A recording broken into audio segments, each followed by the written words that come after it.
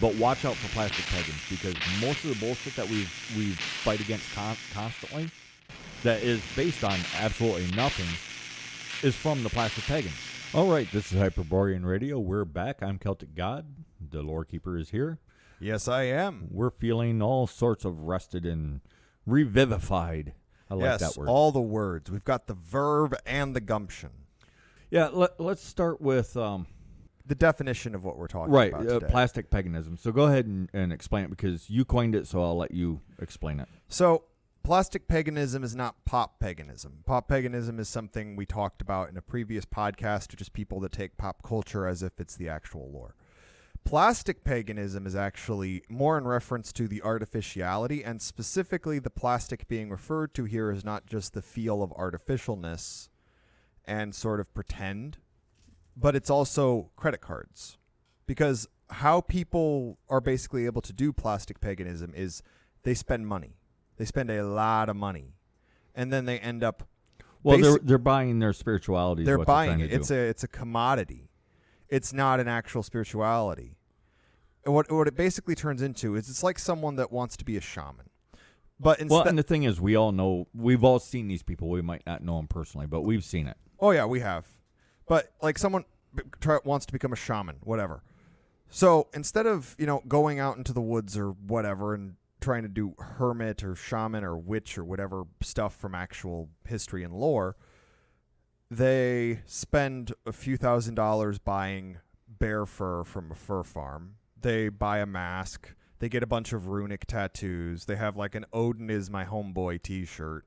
They have... I finally got my drum in the mail. Yeah, I got my drum in the mail and my set of runes carved from a Norwegian yew tree.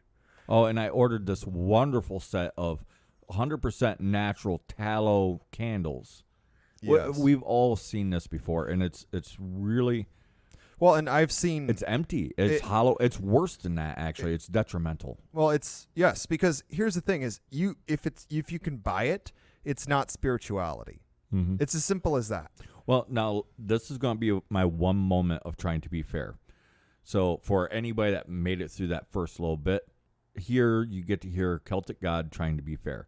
Some people have been fooled into thinking that they have to have these things or they're not pagan. Well, and I've had people actually say that to me. Like, they'll start talking about the Armanin runes, which that's a whole nother kettle of fish that I could rant about. The reason why I said that, though, is because I've had people actually literally come to tears when I'm talking to them, and they're like, but I have to have this stuff or I'm not pagan.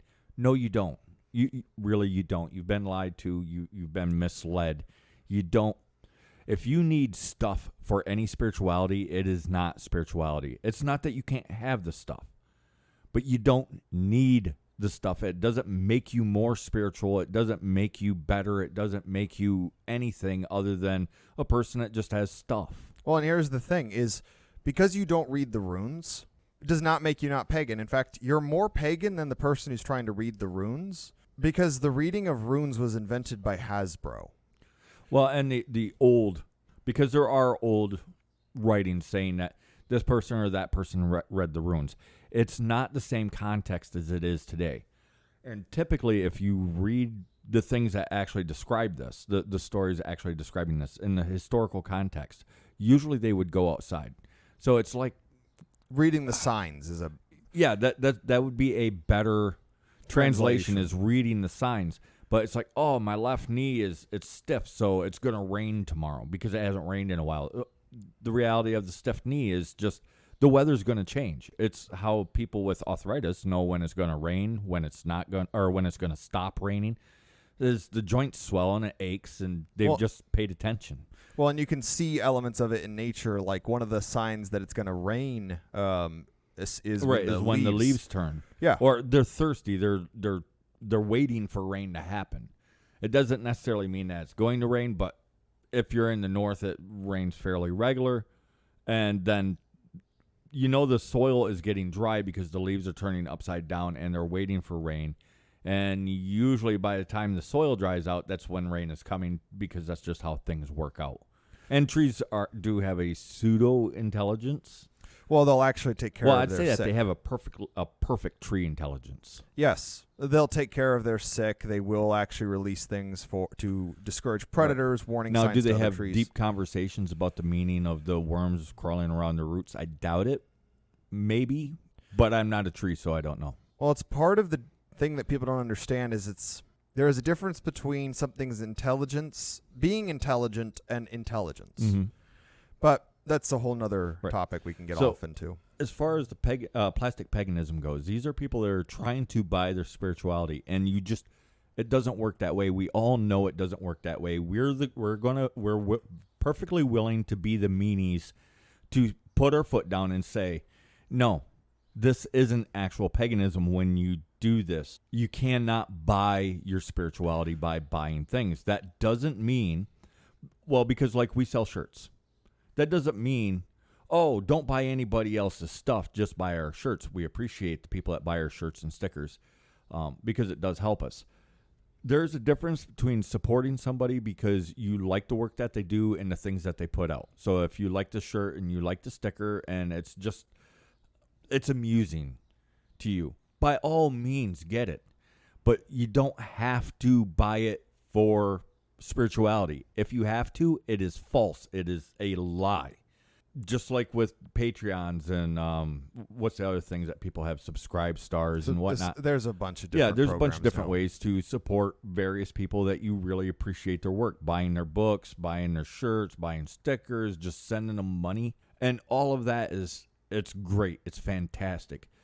Because we've actually toyed with the idea of preying on the plastic pagans, but it just feels so, we can't bring ourselves to do it. And we know that the shit would sell. Well, we've even had people come to us, and basically, if we were willing to sell out all of our values, we could have actually gotten the land we wanted specifically, already. we could have gotten up to 40 acres of land, money to start out with, over $100,000 to start out with, and all we had to do was guarantee the person a position of religious power in the community that we were setting up. Well, and we just didn't do that. And the Well, funniest, we were so naive, we didn't even realize we this didn't was realize the offer. we didn't even realize he was trying to bribe us. Yeah. He was trying to buy basically a druid or priest or whatever the fuck position. Some kind of spiritual leader is what he wanted to be, and he was willing to pay for it. We were so naive and innocent, we didn't even realize it until after he stopped talking to us. Well, and part of it is because the follow-up to that conversation was to try and convince me to ditch you. Yeah. Because he thought I'd be more willing to go for that argument. And here's the thing is, if you are willing to sell your... This is why we don't compromise, because we get this all the time. We don't compromise. I mean, you've had it. I've had it. I've had people scream it at me. If we compromise, because our compromise is basically that we are not running off into the woods to live like Bigfoot, because what we want to help our people. That's why we do this. If we sell out the very values that can help our people get out of this, like if we're willing to sell and buy and sell position, that is the same mess we're in currently. Well, and why should anybody listen to us? Well, nobody if should we're listen willing to do that, why should anybody listen to us? Well, our people use it as an insult, selling out. Yeah, there's historical context for that, like a body found full of molten gold, bodies where the shirts have been ripped and cut, sometimes nipples cut off, and they're buried with money. It's just thrown right on top of them. They're just thrown in a heap in a hole, and the money is thrown in on top of them, and they're buried and forgotten. Well, it's like people will take that and think it's human sacrifice. Our people don't really do human sacrifice. We're disgusted. No, by that it. was an execution and a fuck you, take your money. We don't want it even after we kill you. Yes, you are so worthless, your money is worthless. Yeah. That is something our people would do. Mm-hmm. Well, because there's two forms of your money's no good here. The one is you can't buy anything because I'm going to give you whatever it is that you want because you're so valuable to me. The other one is, the other version of that is, you are such a piece of shit, I won't sell you anything no matter how much money you offer. And that is how our people work. And that's the thing is, you can't buy things to have a spirituality. And the church has actually been partially what's perpetuated this. Oh, I have the 3-foot tall wooden sculpture of wood from Bethlehem of the manger scene. Oh, I have the tallest steeple. Oh, my pipe organ Our is more response. ornate than yours. Our response to plastic paganism, Bane, that little clip that I did. Oh, yeah, that's such a good scene. I've paid you quite This gives you power over me. Oh, yeah, he places his hand on the guy's. Do you feel in charge? And he's like, I've paid you quite a lot of money. And he's like, and that gives you power over me?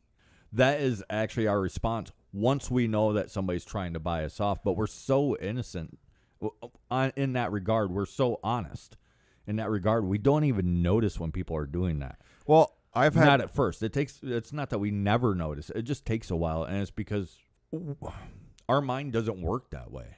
Well, it's part of the problem with plastic paganism, and part of why we want to talk about it, why we're talking about it now, is a huge swath of the pagan sphere falls into this. They are the people that watched Vikings or the Northmen, which just came out. Well, and some people are doing it maliciously, and I like to think most people are doing it out of naivety. Well, to do an example of the difference between plastic paganism and actual ethnic faith.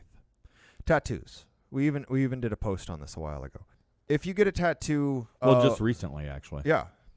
If you do tattoos, if you get tattoos, and you get tattoos you've earned, they have meaning. But a lot of people will get tattoos, and sometimes it's complete nonsense, like, I don't know...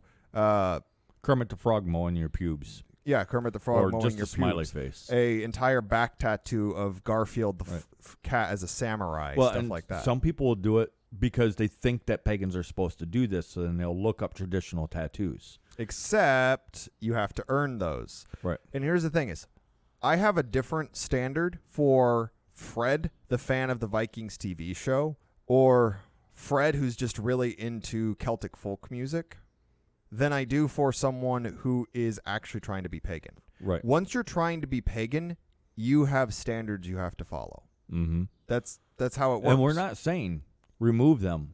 If you went and did this, no, don't remove them.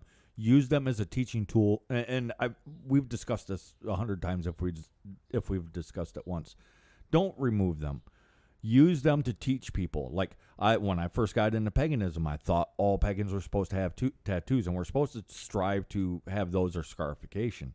So I looked up this tattoo, and it said that it means this thing. But I didn't earn it, or it actually means this other thing that the book was just incorrect on. Like some of the people with, what's that one symbol? It's a occultish symbol. Oh, there's a bunch of them. They're sold and peddled as rune staves, but they're actually based on like a blending of Icelandic magic and like Solomonic Jewish Kabbalah stuff. Right. So just use them as, and here's the other thing too. I have no problem with somebody getting one of those just because it looks cool. Well, that's at least honest. Yeah. Because they do. Some of them look freaking ridiculously awesome. Well, it's like if you get a whole body tattoo, like Yakuza style, let's say that you then want to get a tattoo that actually has meaning, but you're already all tatted up. What do you do? What can you do at that point? Right. I mean, your only option at that point, honestly, is scarification. Because just scar on top of the tattoo of the koi fish and the Luffy from One Piece and whatever. Well, and the thing is, these tattoos, they represent personal sacrifice. They represent great and difficult deeds that was done. They represent so many different things in life, and those tattoos also herald your family, your tribe, who it is that you come from. There's no esoteric meaning to the tattoos, because otherwise there would be no purpose to the tattoo. It's like holding up a sign saying, "This is who I am." Well, it's your tattoos are the story of your life. Yes. What have you earned? What have you done? It's like we used the example of some of these tattoos that people get that are on buried chieftains or princesses, quote unquote, or whatever, from pagan times. Ever notice that they're always chieftains or princesses? Well, yeah. It's for some reason, dead Europeans have the same effect as your average white person with a supposed Cherokee ancestor. Right. It's always royalty. For instance, let's use examples that people might be more aware of, because I do think people understand that, like plastic paganism, you know the difference. You know the difference between the actual woman trying to do paganism and the woman in the chainmail bikini with like the fur cloak and all of the random makeup and like all the braids and the sexy nurse syndrome. Yeah, sexy nurse versus actual nurse. Mm-hmm. So an example, let's use masculinity, because everyone knows fake masculinity from real masculinity. Oh, yeah, the lumbersexuals. The lumbersexuals versus the actual working man.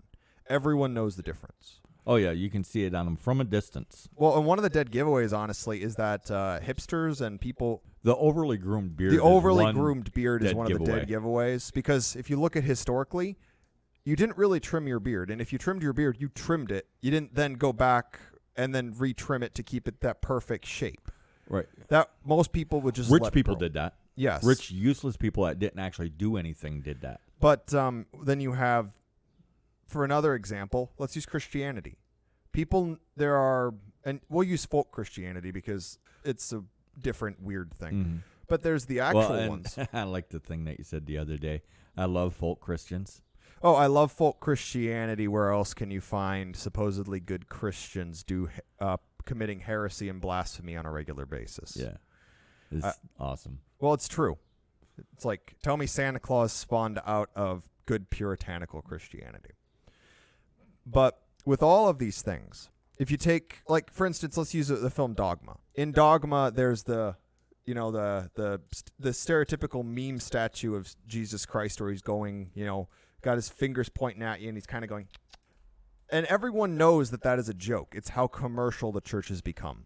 That it doesn't actually have any spiritual meaning. It's literally just to try and get people. It's like in our store, I made those stickers, a ticket to Valhalla. I think I did 3 of them. There might ticket only to be 2 of Valhalla, them. ticket to Volkvanger. I think you had a ticket to hell as well. Or I was working on it, but nobody seems interested in those. But I did those to mock the church because they used to actually sell tickets to heaven. Oh, yeah. They sell tickets to heaven. One of my favorite things in Christianity is the sin eater, because they would actually pay poor people to come in and eat bread that had been symbolically given the sins from the... laid on the corpse's chest to absorb the sins of the dead person, and then the poor person would eat the bread so that the rich person could go to heaven. Yeah, I would have been a sin eater, and a fat one at that. Bring me your dead. Bring me your dead and your bread. Because I don't believe in any of this Just like nonsense. the Monty Python skits. Yes. Bring out your dead. And that's the thing is, oh man, the Monty Python has done some great movies that mock Christianity, like in Life of Brian with all the different prophets, and you have the boring one that's like, and they all represent different branches of Christianity. Yes, like you have everything from the Baptist preacher to, I think the boring one is supposed to be like an English vicar or something. Yeah. Well, and I find it hilarious that there's basically 2 kinds of priests. There's the corrupt SOBs who are pretty much doing it because they can get money. Mm-hmm. Then you have the other version, which is, man, I can't believe I bought this for so long. Back to my botany. Because those actually existed. Like, a lot of scientific advancement was done by these basically disillusioned reverends. A lot is an overestimation. But some. But some, for a organization that is inherently anti-science, right, is impressive. Well, and it was specifically the ones that get disillusioned, and then they just have a lot of time on their hands because what do? They show up, they do things, and then they basically have free room and board. Right. Well, and as far as the history of that goes, too, there was some of them that became disillusioned because they saw things like the Catholic churches and the soup kitchens, the equivalent of soup kitchens and foster homes in Ireland run by the Catholics. And, yeah, there's some Catholics that will say, oh, no, those weren't mass graves, because what do you call a graveyard where there's a bunch of bodies laid out? Of course it's a mass grave, or laid out and buried. Of course it's a mass grave. No, dear people. The ones that they found in the sewers, literally just thrown in the sewers, under the churches, under the foster homes, under the soup kitchens of these children. Well, that's like pointing out that a lot of nunneries... But anyways, because I get really worked up over that particular topic, there was priests at the time that became aware of that, tried shutting down the churches, and they were excommunicated for their trouble. Well, I mean, it's like when people talk about the Antichrist coming. The Antichrist has come many, many times before. Yes. And it's... Just ask the Pope, because he'll tell you. Well, the and Antichrist has been here so many times. And by the way, I've been called an Antichrist by priests, both Catholic and I outrank Baptist. you. When I was in a Catholic church, I got called Satan. Nice. Yes. All I did, this is all I did. Jesus is Jewish. That's all I did. That's it. That's all I did. That's what I got that for. And here's the thing, is there are so many of these, let's call them, just like there's plastic pagans, there's plastic Christians. We've all met them too. Yeah, the people with they have all the saint candles, they have all the 50,000 crosses, 200 Bibles, 1 billion pictures. They have the praying hand statues, all this stuff, and they don't do anything that they're supposed to do. Some of them are straight up bad people, and then they think because they bought all this stuff and they give money to the church that they're going to go to heaven. Well, and here's the thing is, by the rules of Catholicism and a lot of versions of Christianity, they are. But not by the actual rules in the book. Technically, in the book, all Christians are just going to wait in their corpses on earth until they're resurrected as zombies and then thrown into a pit of fire. Right. Read your book, Christians, for anybody that listens to us. Yeah, or heathens, actually. Just heathens. Go through, read it like what it is. It's a book. And this brings read me it from to beginning to end and see all the fuckery that's in it so you can share it with your Christian friends and family. Oh, man, the amount of people that will... So... This is actually a giant pet peeve I have, and I'm going to label this under the plastic Christians, because it's not plastic pagans, not plastic Christians. It's not under pop paganism because it's not popular culture. But there are so many people that will talk about things like, we did a whole podcast on it, Vril. Mm-hmm. If Vril doesn't exist, it's not a Germanic or even a European concept. It's science fiction. You may as well call it the Force. Well, and one of my favorite things is very shortly after that, I got a random message. But what about Vril? What? Yes, I know about Vril. Vril is the Force. It comes from a science fiction novel. I'd have to look it up again because I don't remember the guy's name. Or better yet, you can go listen to the podcast episode because I mentioned it half a dozen times through there. Well, and then you have people that will, and I just wrote a whole article on it, talk about Odin as the god of poetry. Mm-hmm. It's because Bragi is not very aesthetically cool to mimic. But Odin, you put an eye patch on. Well, and it's not that Bragi is not cool to mimic. He's not fashionable. And that's what plastic paganism is. Right. Is it's a trend. It's fashion. It's why... Oh, yeah, something else I wanted to bring up. So go ahead, finish. It's a trend. But that's why... Here's the thing. This is not a pagan revival because too many people that claim to be pagan are simply people who are following a trend, and the Northman actually is going to revivify that trend for a while, because with Vikings Valhalla with the black female chieftain, it was kind of slowly dying out. But now with the Northman, it's actually going to get revivified, and you're going to have this trend continue. Right. Well, we only watched clips of it. Our friend Neil, he watched all of it, and he was livid at the end of it. Well, not even the end of it. I think he was like 3 minutes in it and already I think angry. He finished it. I think his parents did as well. They thought it was an absolute trash movie. Right. But what I was going to bring up is in the clips, the sorceress or whatever the hell she is. The seer played by Bjork. Yeah, and it plays right into this plastic paganism and a lot of the stuff that it's universalist. Because that headdress and everything is not based off from anything European. It's based off from Amazonian stuff. Oh, yeah. The design is it's like they went on Instagram and just looked up Viking model. I wouldn't be surprised if Bjork designed her own outfit. I never looked it up, but Bjork is known for these nonsensical outfits. But that's not how the seers looked. You can even find old depictions of the seers. They just look like women. Oh, yeah, because I was going to say, if you want to know what a seer looks like, go to your great-grandmother if she's still alive, or your grandmother if you have one that's old, or go find somebody else's really old grandmother. There's your seer. That's what they look like. Well, it's not that there weren't younger seers, but people didn't tend to take them seriously. Yeah. Well, because they had to prove themselves. Yes. And yeah, it's like everything else, it's not what most people think it is. And when it is that, it is still not what they think it is. Well, it's like the difference between someone with natural talent. It's like the Oracle of Delphi, I think. Mm-hmm. That started out, I believe, as actual seers and oracles Right. and whatever. Towards the end, it actually became, how was it the Greeks put it? A travesty. Well, it's because... And a sham or charlatan is usually what's translated to. Well, basically what it was is it went from people who actually supposedly had these gifts to... I'm gonna business. It became a business model. I'm going to huff volcanic ash and tell you what I hallucinate. Right. Well, and the thing is that what was getting them going wasn't actually volcanic ash. They was drinking some kind of drug. It's all documented. You just got to do some actual digging, but it's there. Well, that's why I get so irritated when people start talking about, well, you need to try mushrooms. You need to try this. If you need to use that, you don't have any abilities. Right. What that's supposed to do, it's like the cult of Dionysus. Why did they drink wine? Here's the thing. It's because it removes your inhibitions. A good chunk of Dionysus, and also just partying.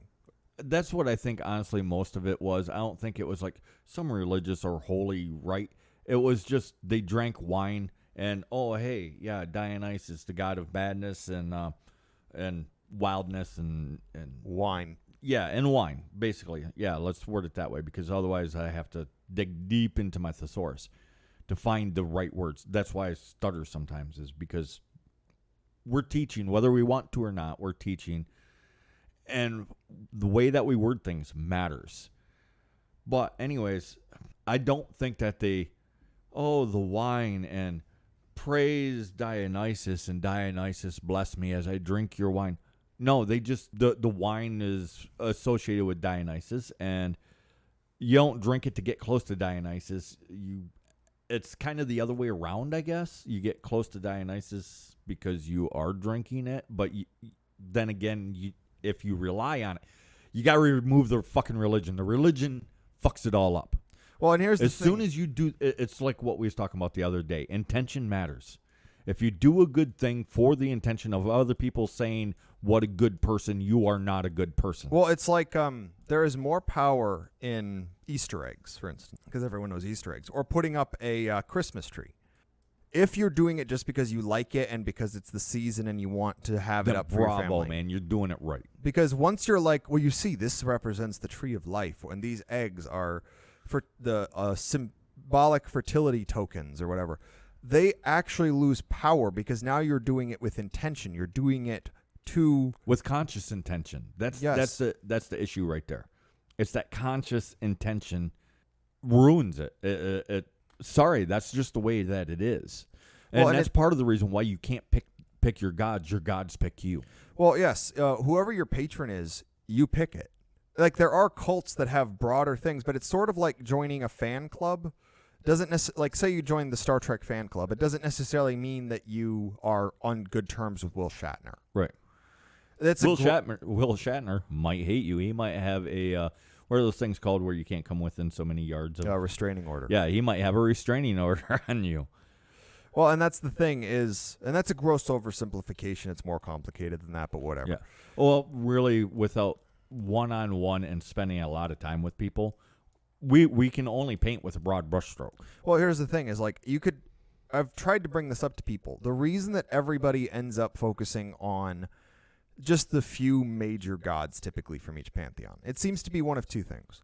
One, it's a Yahweh replacement. They are literally trying to replace Yahweh, a Yahweh-shaped hole. So that's why they pick a god, usually a big one, whether that's Zeus, the Dagda, Lu. Usually they're disillusioned and or angry at Christianity, which leaves that Yahweh-shaped hole, and then they try plugging it with a Yahweh, and so then they start putting spackle made from crushed up Yahweh on top of the god that doesn't quite fit. It doesn't really work that way. And then the other thing is naturally, the first god you'd probably be exposed to in your life would be the god you would actually be venerating. Something else I was going to bring up is the feathers that I have. I have all of $500 worth of feathers. And you just found them when we go walking. I found them on the ground when we was going for walks. But there's people that would pay the money for the feathers because of the spirituality enacted with them, because they need them for some ritual, they need them for some ceremony, they need them for some bullshit,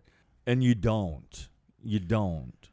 Well, part of what comes with the plastic paganism is a hyperinflated kind of near LARPing sense of ego. Yeah. Like, for instance, it's not just a European thing, Well, by and the they way. get really mad when you call them out on it. Yes. I'm sure that there's some people already turned this podcast off and stomped away. It's not just Norse pagans. It's not just Celtic pagans. It's also the other races' ethnic faith, like the Indians, the Native Americans. Oh, man, they get so fucking mad at people fucking with their shit. Oh, yeah. And the worst culprits aren't us. It's themselves. They get less angry at white people that don't understand their spirituality than they do with the other Indians that goes off in these really weird tangents, and then everybody listens to them. Well, a lot of their stuff has unfortunately been Europeanized, like coyote and bears, like they're supposed. Well, the reality of it is why should we expect somebody not us to actually understand it? And the other races should operate on the same premises. They can't really understand it. They can kind of get a rough grasp of it, but there's no way somebody not them can understand it. Well, it's like the Great Spirit nonsense, or Coyote's this great trickster, good god. No, he's actually more of a boogeyman. Well, and they didn't have there was Pan-American. There was no Pan-American tradition. Like the Apache are not the same as the Iroquois. Right. Same in Europe. The Hessians are not the same as the Picts. Right. Now, what they did have was a similar approach. Because they're the same overall race. They're the same race. They're the same species. So they have the same spirit. But there's going to be completely different ways of approaching it. Same way with us. Well, and what I was specifically getting at actually was you've actually met Native Americans that do this. Mm-hmm. I can hunt buffalo because I am Native American. You don't even have to actually meet them. But yes, I've met a lot of them because you can find them all over YouTube. They think they can actually hunt. They or live track. in Detroit, but they can track and commune with the wolf because they're just Native American. Yes. That's all. It's kind of like these assholes. Well, I'm pagan and I got my axe wielding card just yesterday. Yeah, it's like people that become pagan and think they're automatically a warrior. Yeah, no, it doesn't work that way. Or they're pagan and they're automatically able to commune with the spirits and they're shamanic. There's a disturbing amount of people that join paganism and then claim to have dreams of Thor or Odin. Like, there was one. Well, and I want to believe that they actually have dreams of it, but what never occurs to these people is it might have just been a dream. Well, some of them, I know that they're full of crap because of what they described. Yeah. Like, for instance, there was one person who was part Jewish, and he claimed that Thor and Odin came to him in a vision and took him to Valhalla and said, "Your place is right here with Oy us." vey. You can come to the Valhalla. A nerdy Wiccan Jew had Odin and Thor come and comfort personally, two of the biggest gods in the Eddic mythology, come just to stroke your ego and tell you you're a good boy, and you definitely belong in the hall of the great warriors who were slain in battle. I'm going to call bullshit. Yeah. Well, because here's it's a UPG moment. I don't normally talk about stuff like this, but I have had dreams. One might call them visions because they was so vivid. I don't hold a lot of stock on it because I can't know that it's true. I don't just automatically dismiss it, but I don't share it and go about like, oh, pay attention to me because this God and that God came to me and said this thing. No, I'm not a fucking Christian. That's what Christians do. That's what these supposed holy people do to make themselves important so that people will listen to them so that they can then start a religion and fuck everybody's wives because all those religions start that way. Oh, yes, I had a vision of the Virgin Mary, or I had a vision of Jesus. Let's start a new church. The angel of Michael came to me and then gave me these golden tablets, and all you people follow me, and then you can have many wives, but then I, as the chosen one, get to fuck all of your wives when I send you away on missionary work. Yeah, that's John, whatever the fuck his name is. Joseph Smith. Joseph Smith. But they all do the same thing. I'm not those people, and I try to keep myself rooted. So then, could these things be visions? Yes. Could it be a dream? Quite likely. Well, I mean, part of the issue that seems to be happening is our people they want this messianic figure to show up, which is in of itself a very Christian concept. We don't really have this in paganism. Well, there's the coming king. Yes, the sleeping king, whose mythology is a thing, but it's not a messianic complex. Yeah, he's not going to show up and be like, I am the sleeping bear king who have awoken. And if he does, beat him with a stick. Oh, it's like hilarious. Because there is a guy running around England claiming that. Oh, yeah, and he's liberal as fuck. Yeah. I think he's like pro-multicultural. He's preying on the people interested in paganism and ethnic faith. Well, how do I put this? It's weird because the plastic pagans are actually less susceptible to that because they don't really believe. Right. They've bought their spirituality, so it doesn't really matter to them, these sorts of things. It's the people that actually want to believe that are the ones that are falling for that the most. Well, I've also noticed that a lot of people, especially the plastic paganism, but there's other people that do the same thing. What they're doing is following the path of least resistance. Yes, it's what can I do that requires the least amount of actual effort and sacrifice on my end that will gain me the most amount of esteem and prestige. Status. Well, it's why people try to make Odin all these gods, is because if Odin is all of these different aspects, then if you can be a priest or a shaman or whatever, then you get all these status. It's just like the Christian priests. Well, and that's the thing. The Christian priests moved in and they replaced the war leaders. They replaced the lords. They replaced the people of high status. The fathers of the homes. The fathers. And then they would personally, if they didn't like an area, they would push all the people, the men to war and the women to nunneries. Yeah. This happened in various areas. It's why there's so few Hesh, if any, in Hesh right now. Right. It's mostly people. They're different people. We have suspicions, but we don't know for a fact which European tribe they are. They are Europeans, but that's a whole nother conversation. And currently, right now, it's under investigation. Yes, but one of the things that I think why it's so important to bring up this plastic paganism is because there are so many of them in the pagan sphere. And then they expect to be treated with the same amount of respect, dignity, and I think quite attention. Often those are the people that get the most angry with us.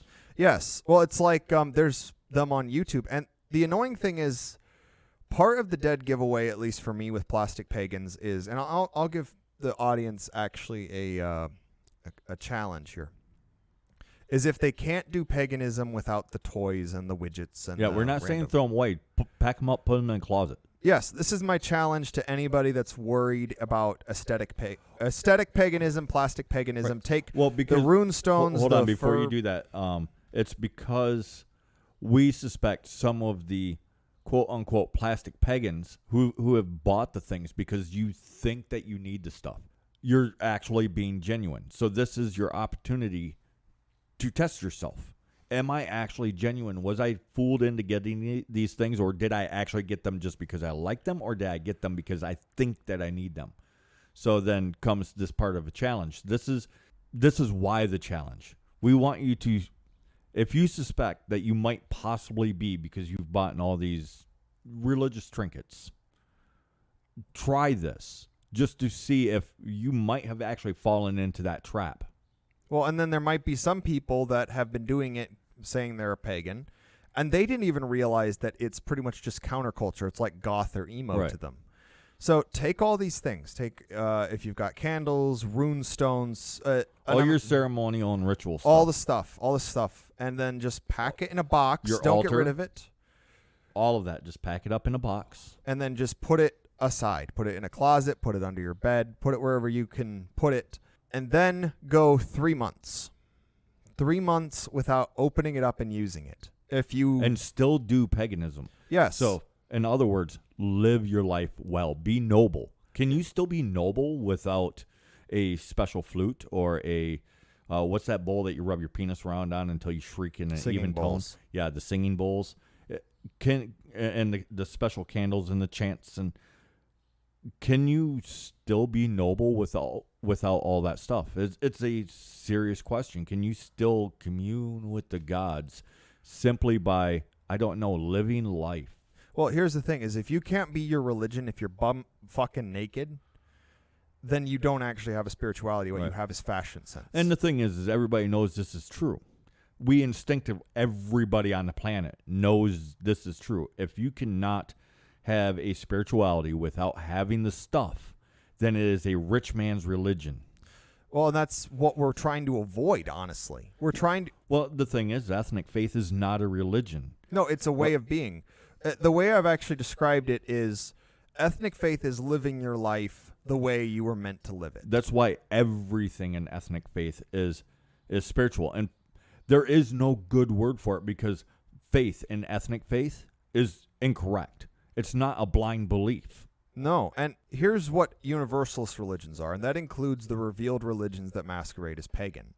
What you're doing with those is basically saying, I am not capable of running my life myself. I am going to give my autonomy, my spirituality, and my way of being over I will to enslave myself to you, person. a God-fearing man, give yourself over to a higher power, all this Guru, nonsense. priest, imam, shaman, gothi. It doesn't matter what they call themselves. Self-proclaimed merman, whatever your weird religion You're is. just enslaving yourself to this person, and that's not what ethnic faith is. Well, and here's the thing is, it can actually turn into the point where it is extreme autopilot. Because, like, you actually met a guy. He did not even realize he was Hindu. Oh, yeah, that guy. Oh.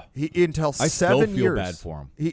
And, like, you actually told me about him. He basically ended up joining a cult, a Hindu cult. Didn't even realize Which it wasn't even a Hindu cult. It was literally just Hinduism. Yes. Because it was part of the mainstream Hinduism, and he ended up going to India, and he conversed with all these gurus and gave away all his stuff, got rid of his entire life, cut ties with everybody. Yeah, he ended up cutting ties with the friends and family that he grew up with because he was seeking enlightenment and all this stuff, and then blew all of his wealth in India. And then when he woke up in a fucking gutter one day, he's like, how the fuck did I get here? And it's like the way that he described it is almost like he was sleepwalking for years.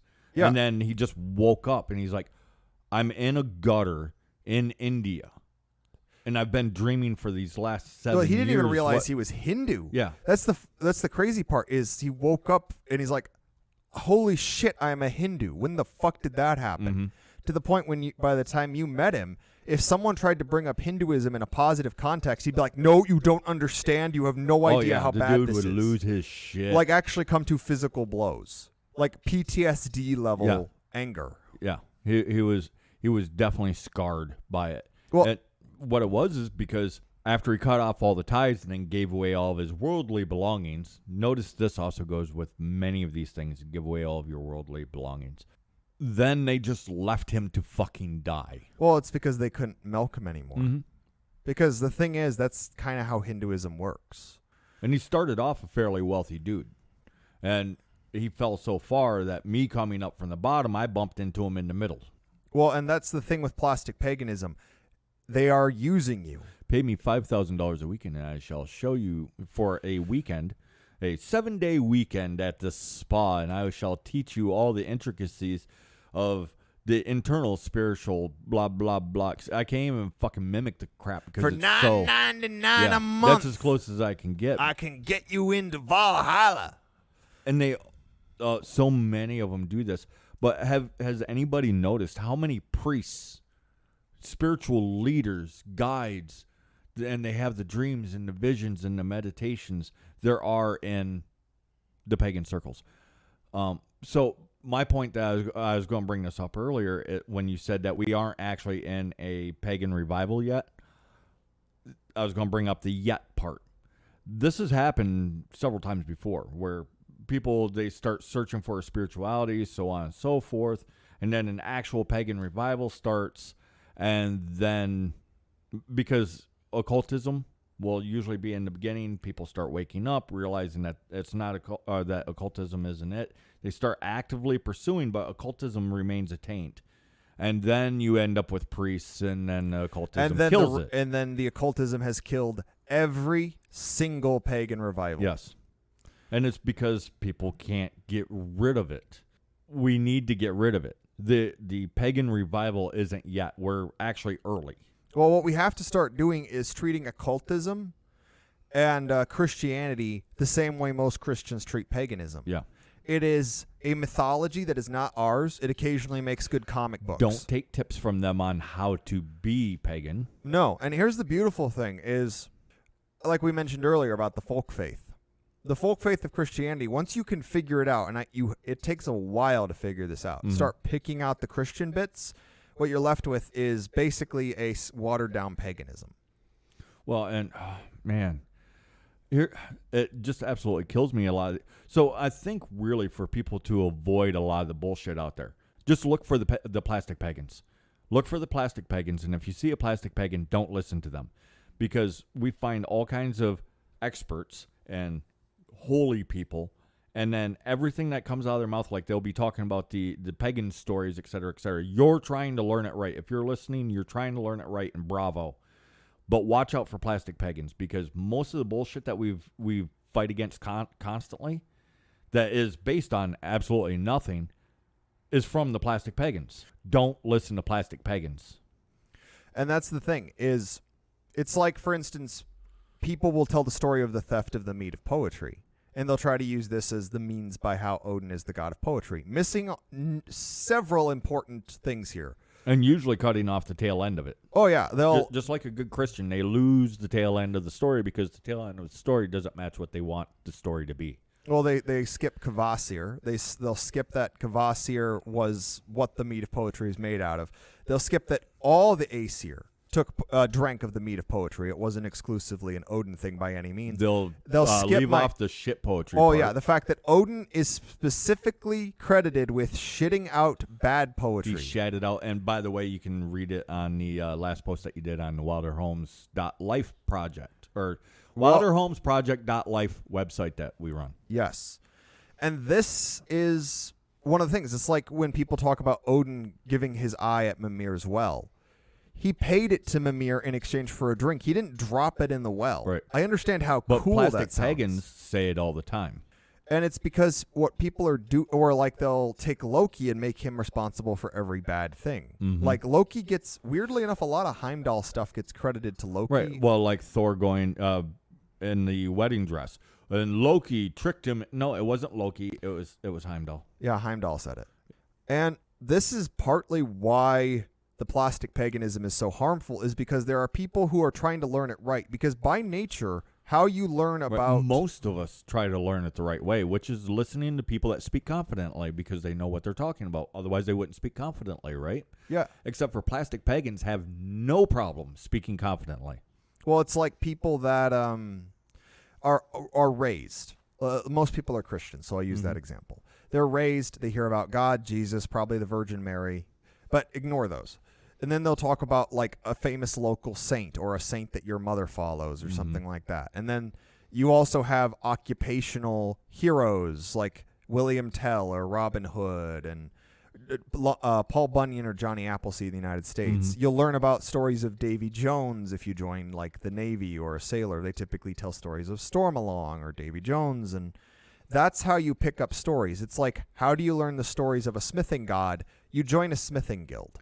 Well, I don't know how accurate this is, but it seems to me like if you have to try to be pagan, you're not. Well, it's the intention. It sounds ludicrous. It really does. And part of why I want to add a caveat to what you just said, even though I think it's correct, is we have told people this, and then they stop putting in the effort at all, and they become worse than they were before they supposedly went pagan. Right, because there are these things that you have to nurture in yourself. And you nurture it not for yourself, you nurture it for your people. Strength, courage, and wisdom.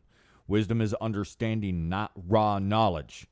Well, and that's part of it. And here's the thing is... So it's not even necessarily understanding the gods. It's understanding life, period. Yes. Well, here's the thing is, it's like we've talked about before. There are people out there that are pagan, and the least pagan thing they do is the most blatantly pagan thing. They'll take part in folk songs. They'll take part in folk dances. They'll run a forest school. They'll go out to the woods and collect food. Right, those are the most pagan things that these people do.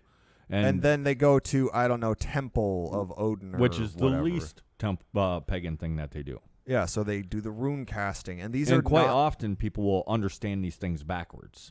Yes. Like, they'll think that the most pagan thing that they're doing is going to temple, and the least pagan thing that they do is going for a walk in the woods. No. It's exactly backwards. Well, it's partly because people are trying to... People understand that Christianity ripped stuff off from paganism. Mm-hmm.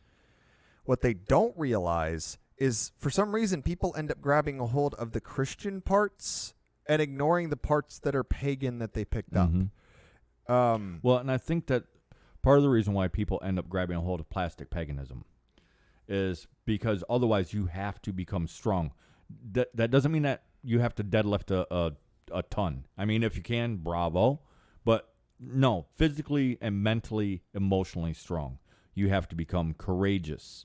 You have to start understanding things, the interactions between people and nature, and actually understanding.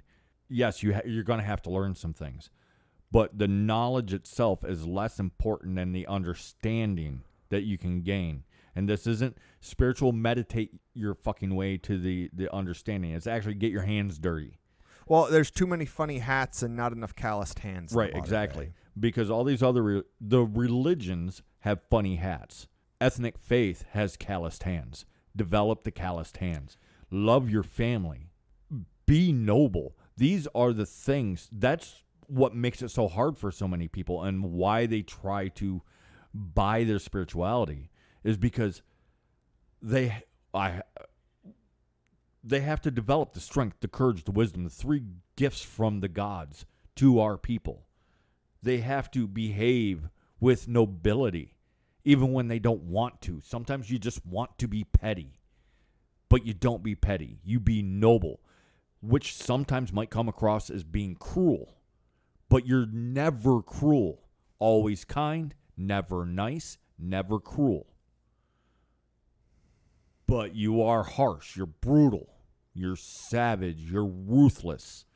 You live without remorse because there is no point in being remorseful.